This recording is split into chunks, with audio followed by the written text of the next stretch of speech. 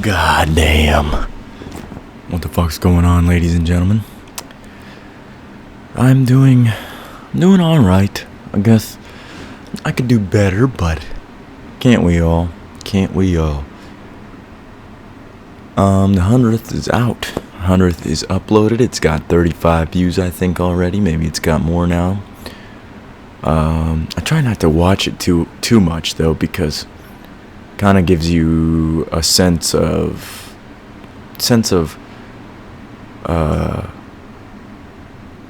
what's the word?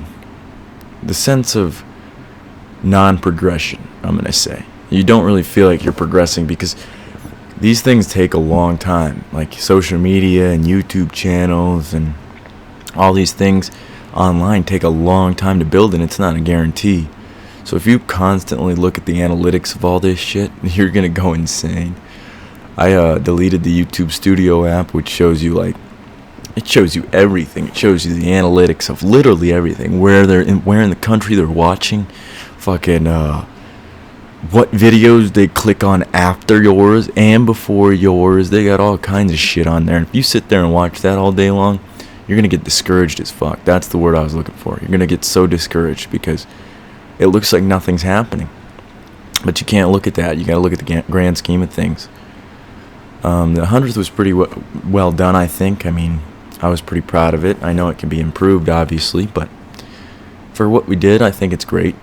Near the end, I fucking got a little sauced up, and started forgetting shit. But Blair and Chance helped me, so it worked out. Sorry, I'm gonna be a little down energy and quiet today. I'm not necessarily out of it. I'm still here, but fuck, I'm tired, bruh. And we're about to talk about what happened yesterday. So I had been reading Cameron Haynes' book Endure for, well, it only took me a couple days to get through, actually, because it was a pretty short book. But he made me realize that I'm pretty sure the reason I can't do certain things, like stop drinking alcohol or fucking everything else I don't want to do or I do want to do. And I can't understand why, because I know I have the discipline to do something, but I couldn't withstand the discipline, and I couldn't figure out why. And it's because I was missing a key aspect of the other half of discipline, which is mental endurance. That's why it calls the book Endure. It's because we have to endure the suffering too. It's not just discipline to start the suffering.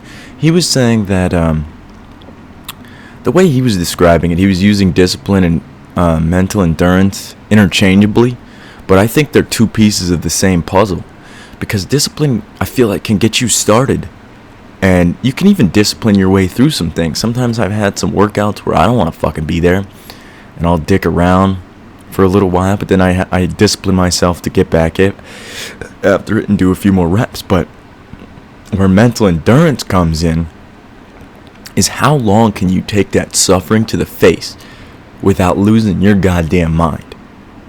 And that's a completely different thing, I feel like, because I mean, maybe it's kind of the same thing, but it's like discipline short term for me, mental endurance is long term. Because I could discipline myself to do things, but when it comes to enduring them, it was always hard for me.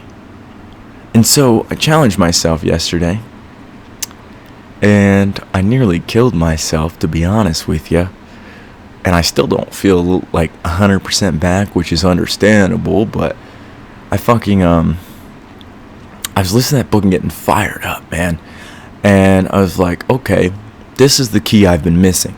I've been missing the mental endurance, because I can stop drinking. Like, I don't drink all week. I'm fine.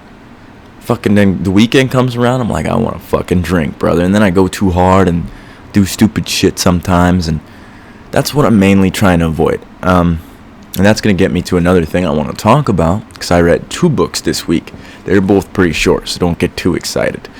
But I listened to a couple podcasts as well.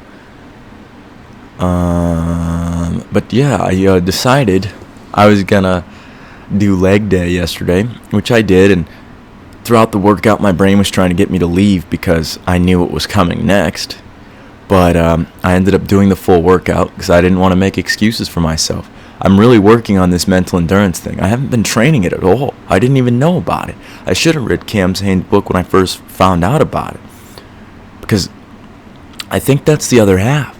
Because Cam Hanes even beats Goggins sometimes. He fucking wore Goggins out. If you can wear Goggins out, there's something that I'm missing here. Because I don't have that. But I'm starting to build it. And so I pushed myself through, made myself endure, if you will. And then my dumb ass decided I'm going to run 12 miles, which I ran after leg day before. I usually do it, actually, because it feels good, actually. It feels like you actually did something when you're done because your legs hurt. I like my body to be in pain if I worked it out, because if I didn't, then what the fuck am I doing? It feels like I'm doing nothing. But then I think I knocked Chance's stuff over. That's why I'm stuttering. I was looking at it, but I'm going to fix it. So I decided I'm going to run 12 miles, and boy, was that a mistake.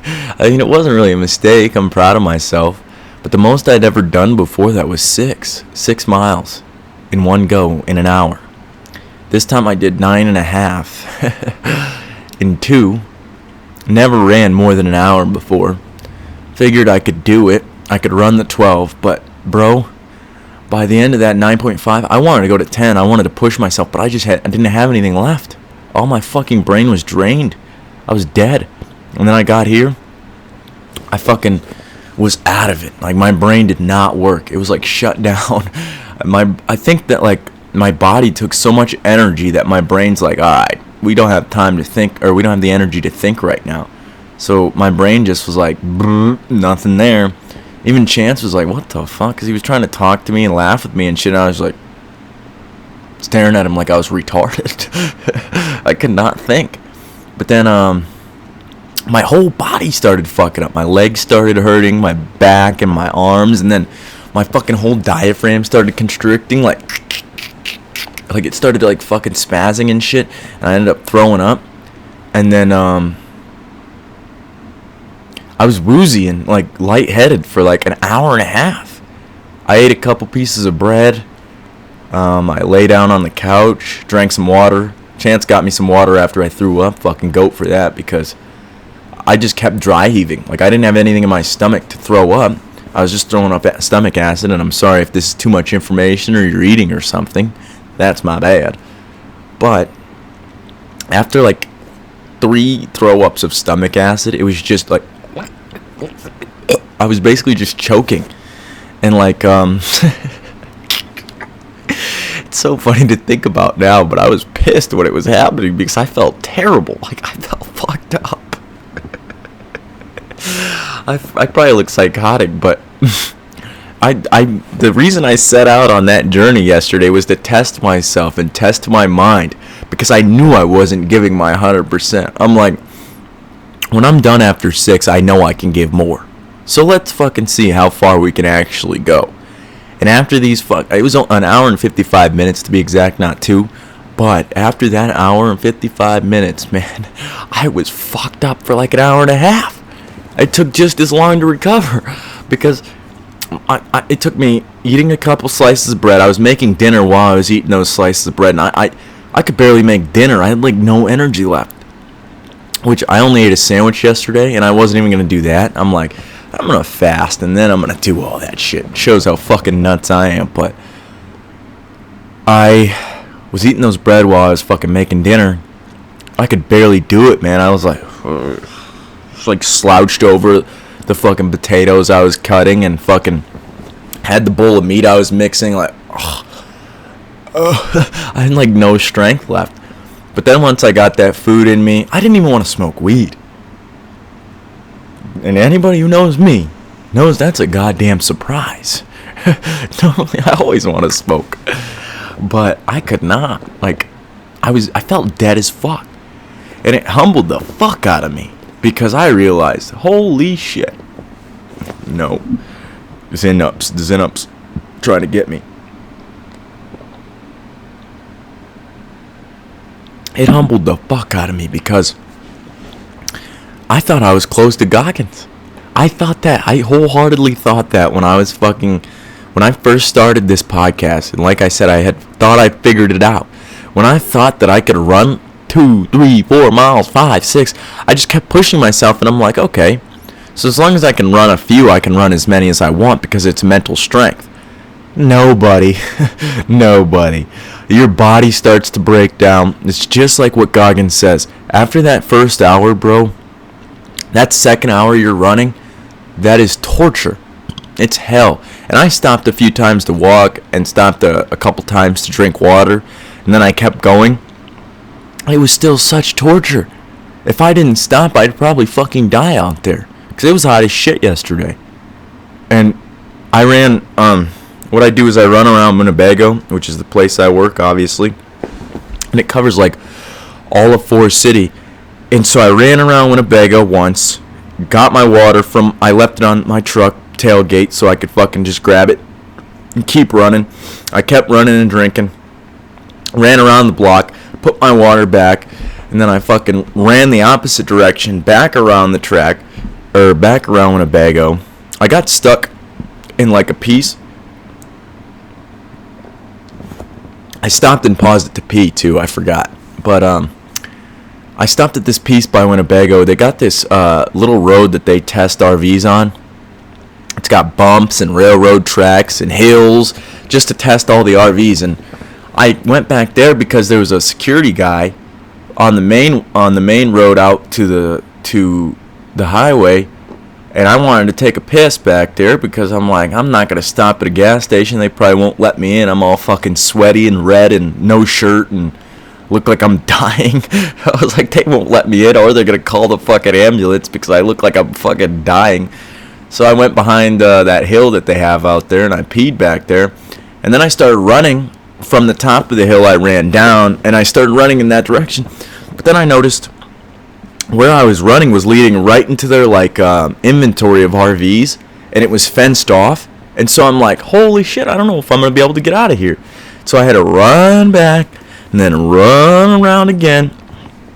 And by the time I got to our house again, I was fucked up. I was done. I could not anymore. But that's what my main goal was yesterday, was to see how far I could do it. To see how far I could push myself, because that's zero training. I work on cardio probably once or twice a week, but I don't run that much. I run like 4 miles, at most, 4.5. But that 9.5 yesterday fucked me up. That's 5 more miles than usual, I just realized. It was weird, because at first I was all sad and shit afterwards. Like, I was so depleted that I was just fucking, I was down bad. Chance was like, don't fucking knock on yourself because you didn't complete 12. I was like, yeah, brother, but fuck, I didn't do it. And then after I started feeling better, I'm like, holy shit. I did do 5 more than I fucking did before. Well, 3 more technically. 3.5. 3.5 more than my max goal, or my max. What the fuck is work? I'm not high. I'm sorry. When I can't smoke, when I don't smoke, my brain, it's hard to piece ideas together. But my ADHD's all over the place. Sorry. What was I talking about now? Fuck. Shit. It was 3.5 miles more than my max that I've ever done. Plus, my body could not do anymore. And that's what my main goal was, to see where my body would stop. Where my body thought it was dying. I mean, I wasn't trying to kill myself, obviously, but I got damn close, I feel like, because my lungs are still hurting. My heart still hurts a little bit. I fucking push myself really hard.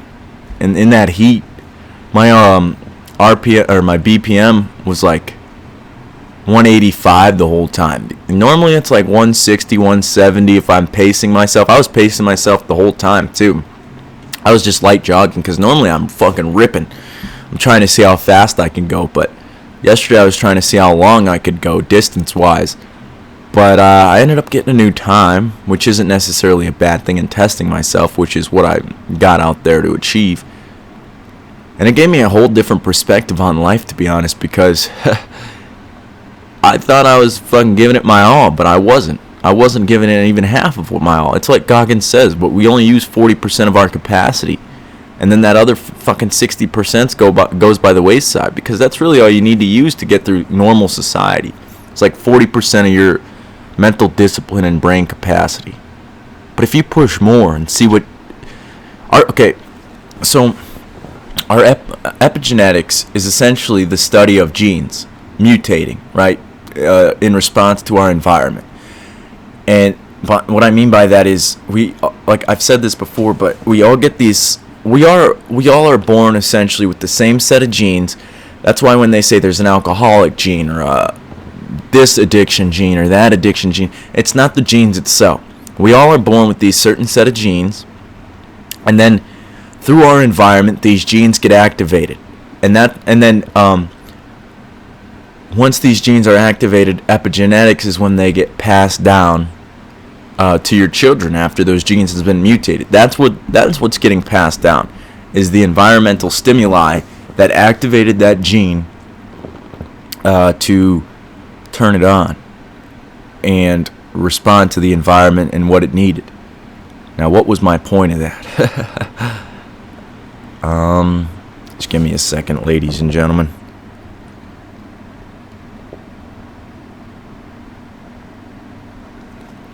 I remember.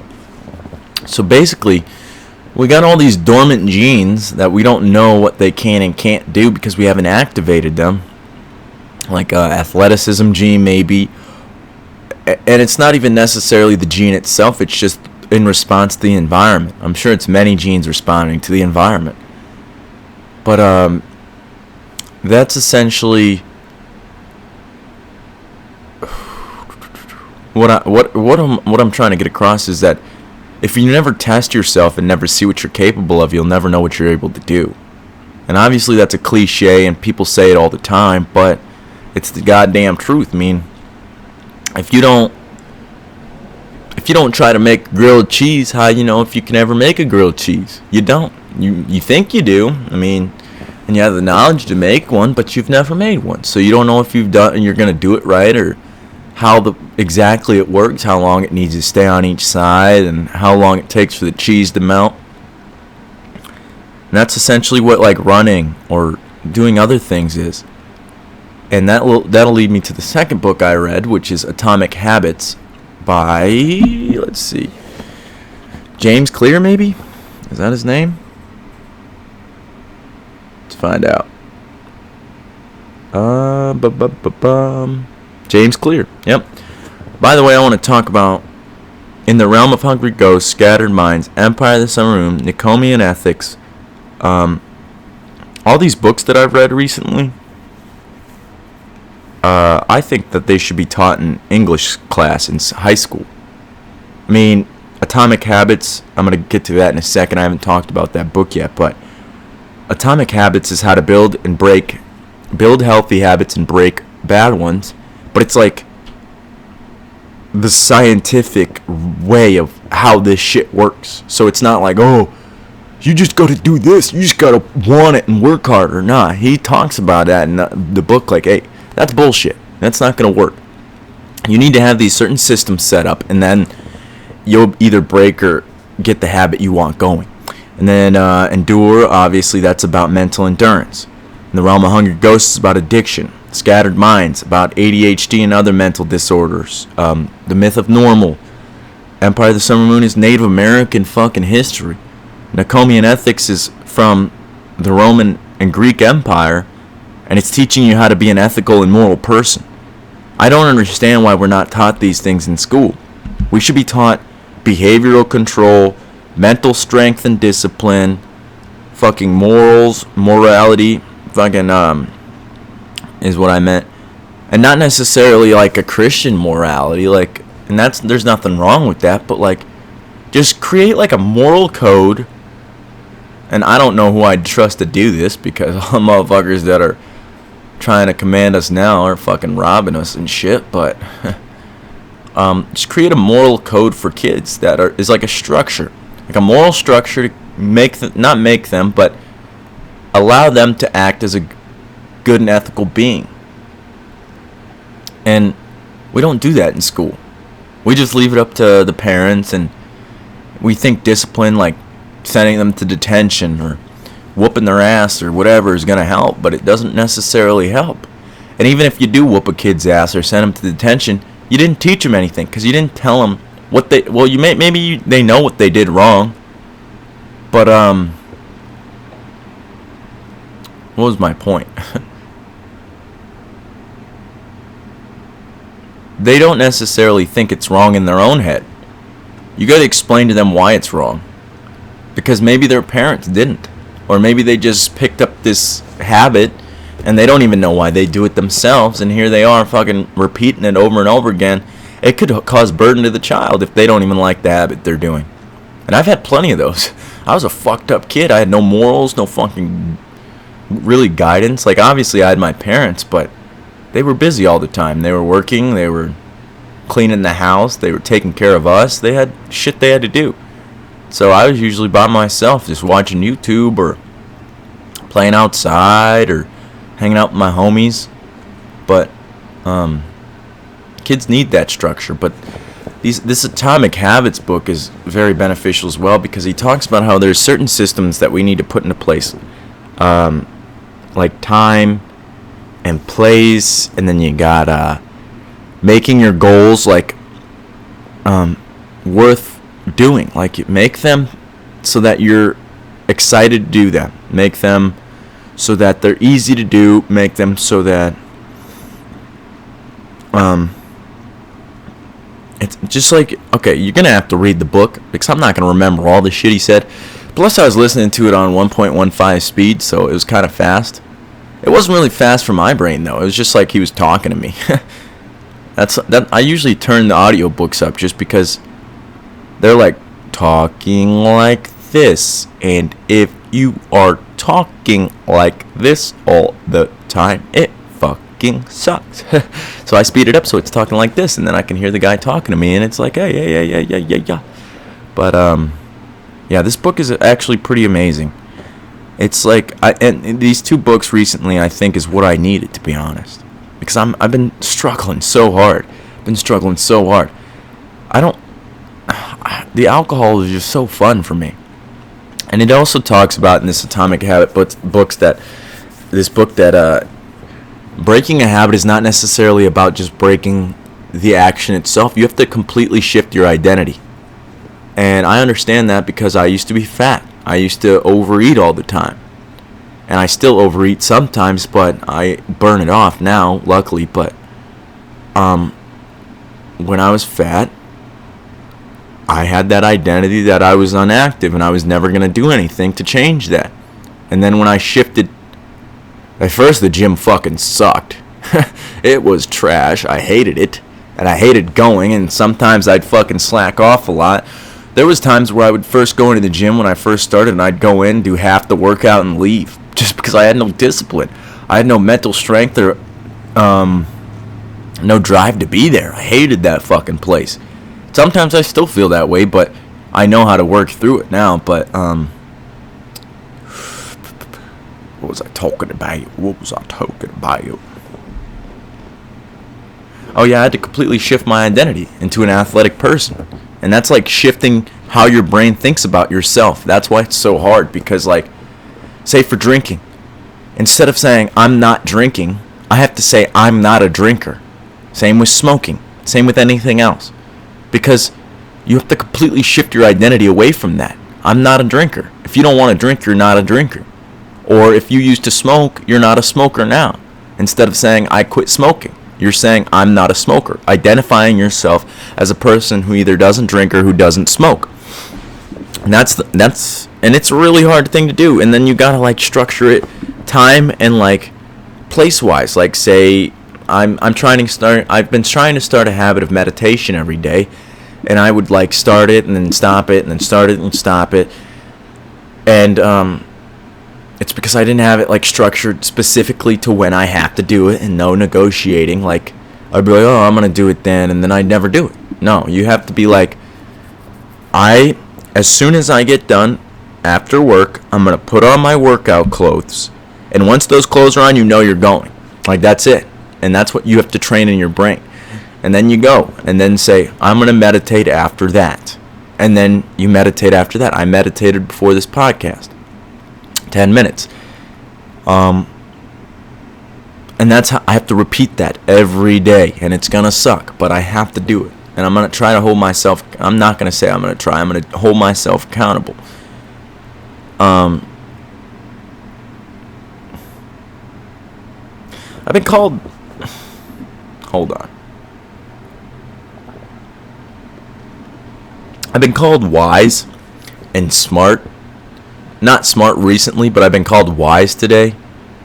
And I don't know where that came from, but I don't necessarily think so. I don't think I'm a wise person at all. I have a lot of knowledge in my head, and I try to do the best I can as a human being. But that's something everybody can do. That's why I post so much on Snapchat, is because I'll admit that sometimes it was my brain's trying to show off. And I do delete a lot of Snapchats just because I'm like, what the fuck did I post that for? That's stupid. But then some of them I'm trying to educate people. And that's what I'm trying to work through my brain as well. Is like, I'm not trying to show off for anybody more. Specifically, there's this one experience I remember. There's this one situation I remember that comes to my mind specifically, that I was in the gym and there was a couple like Puerto Rican dudes, and I'm not racist, but I'm just kidding. No, there's a couple Puerto Rican dudes, and they were doing CrossFit, and they had like these dumbbells that nobody fucking lifts up, right? They were like, and then they just throw them on the ground, and I had my earbuds at full blast, and I heard it like I didn't even have earbuds in. And then they would fucking do those half pull-ups where you're trying to do like a muscle up.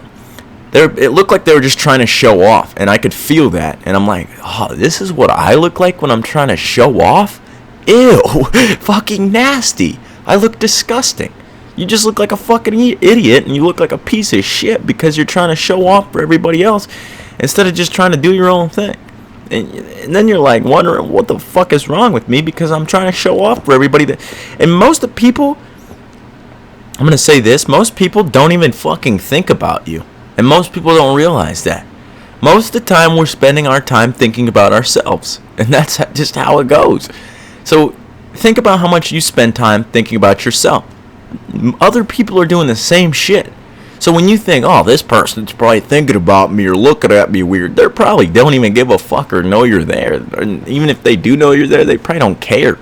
They're like, I'm just here to fucking work out, dude. But yeah, I'm trying to differentiate between which snaps I think are educational and inspiring, and which snaps I think are just my ego. And I think I'm getting better at that. I don't think I'm going to post memories anymore, because I don't see the point. Like, I was going to ask Chance yesterday, like, why the fuck do people do this? But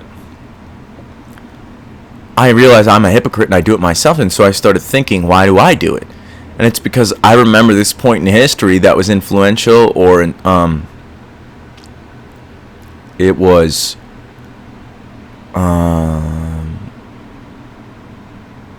a key moment, or maybe not a key moment, but a moment that I like to remember, and that's why I saved the picture and never deleted it. And so the memory pops up. You go through that memory loop in your head. You're like, oh, I remember where I was. I remember what I was doing. I remember this. And it gets you thinking, and then you put it on your story for other people to see. But that doesn't mean shit to those other people. It's just a picture of you like 5 years ago, or your niece or your nephew, or what the fuck concert you were at. Nobody cares. Literally nobody gives a shit. And I just realized that yesterday. I watch stories, actually, so I guess I care. Maybe some people care. I don't know why, though. Like, what do you care? Why do I care? Let's think about this for a second. Hold on.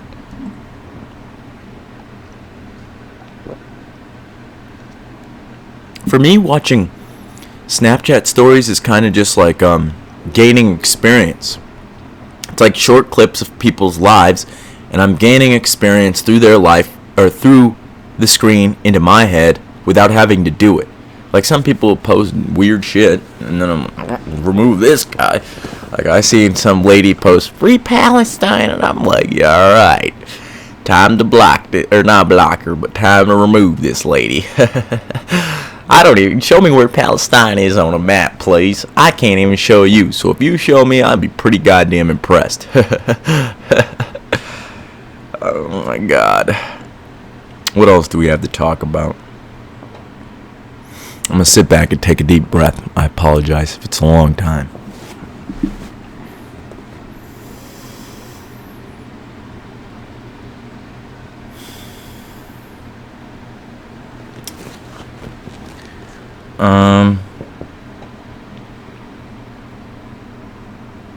Like I said, there's not much in my head today, and I never really know what the fuck I'm gonna say on this thing.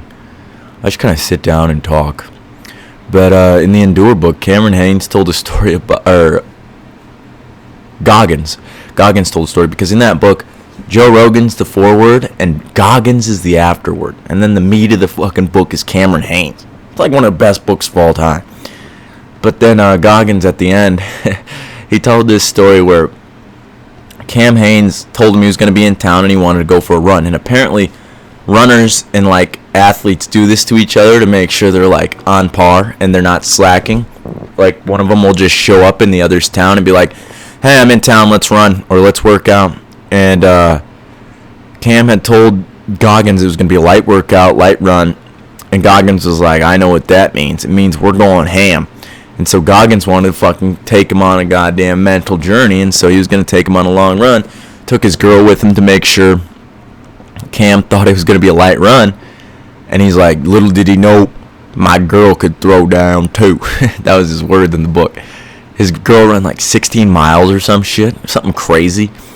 But then him and Cam kept going, and Goggins started to realize that he was getting tired before Cam was, and Cameron Hanes was fucking trucking ahead up the hills and shit like it was nothing, because Cam Hanes, the way he trains is just for bow hunting. He loves it so much that he runs shit tons of miles and he fucking treks and works out.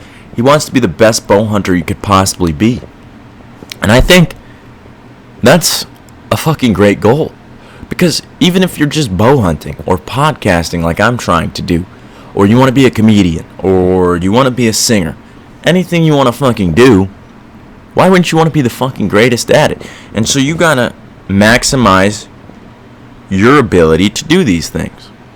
Meaning, you have to improve yourself in every aspect. And that's why I started doing that. Because I wasn't gonna work out. I wasn't going to start a podcast. I wasn't going to try to grow mushrooms, which I'm going to be working on here soon. I wasn't going to do any of this shit. And then I'm like, well, if I want to be the best version of myself, I should work on my mind and educate myself more. And I should work on my body and gain more strength and endurance. And I should do the same with my mind, gain more strength and endurance mentally. And I gotta work on my spirit. And I gotta do all of this shit. And all of this is for this. That's what I was thinking while I was running yesterday. Like, I'm like, if I'm gonna sacrifice myself to educate you people, like, I'm already doing it. And physically, mentally, and spiritually, this shit can get taxing sometimes. But I can handle it. If I can handle it, then I should shoulder the burden and take it, I think. Because if I can push past most people's limit, then I think that I have to do it. And I've always been that type of person, to go above and beyond, or just do my own thing, really. Like, and even in school, I was doing my own thing. What are we at? I'm going to check what we're at.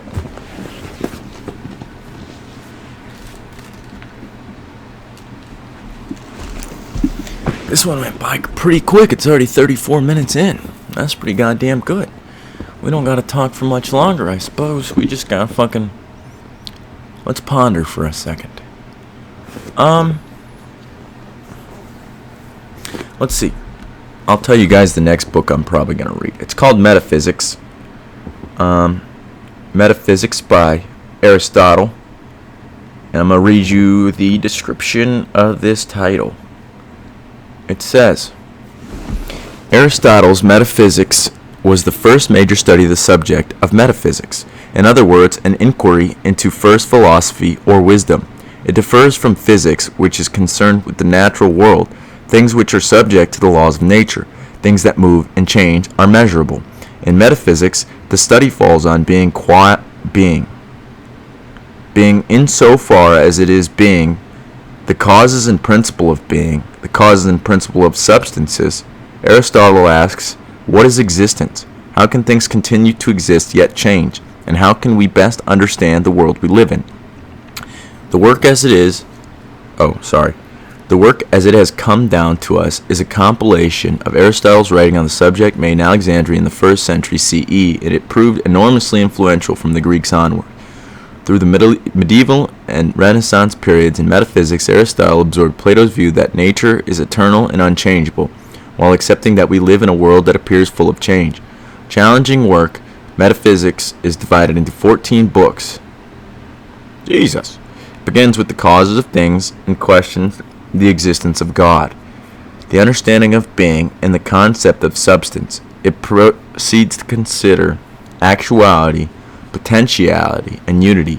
The first recording using the clear translation by W.D. Ross is presented in a measured and comprehensible manner by James Cameron Stewart, whoever these people are. Damn! How many fucking books does this guy have? Poetics, rhetoric, politics. What does Plato got? Plato's got Plato's Republic. I've read that. Damn. These books are really hard to understand too, because they're written in like the old way the Greeks used to talk and shit, so they're all confusing and weird. I'm fucking dead. I'm probably gonna end this thing. I gotta go do some dishes and take a piss and fold my laundry. I think I'm gonna try to make some weird mixture tonight of mashed potatoes and hamburger. And I'm gonna put some peppers in mine, because Chance doesn't like peppers. But I do. They're good. But Chance will be home soon. Let's see what we're at.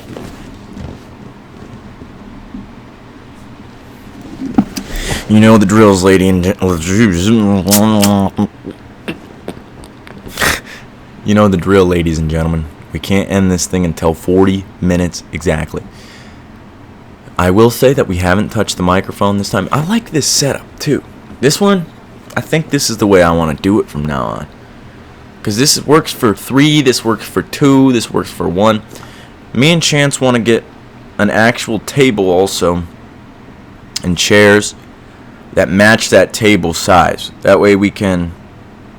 God, but we got so much furniture. We got like fucking 5 desks, like fucking...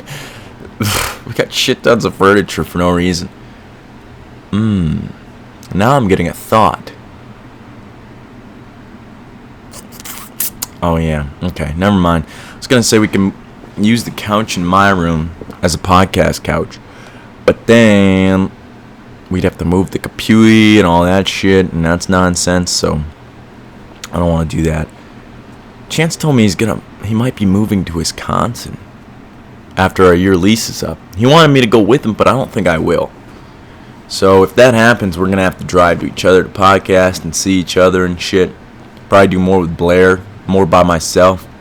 If anybody wants to get on, you know you're more than welcome. We can have a conversation, sip some biscuit, smoke something. Legal stuff, of course. Nothing illegal. Yeah, whatever you want to do. We can get food before, have a little bit of conversation before we do it. I want people to be comfortable, and I want to talk to everybody, because I think it's valuable to have as many different perspectives in your head as possible, to be as open-minded and as best an individual as possible. See if we can end this thing now.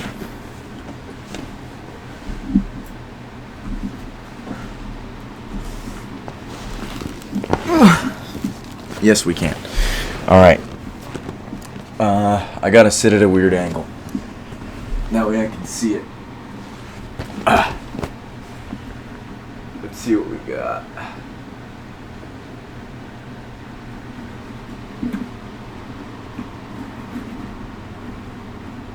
I'm having trouble finding the mouse, I won't lie. So you know what we're gonna do? We're gonna unplug this thing. I love you guys. Bye.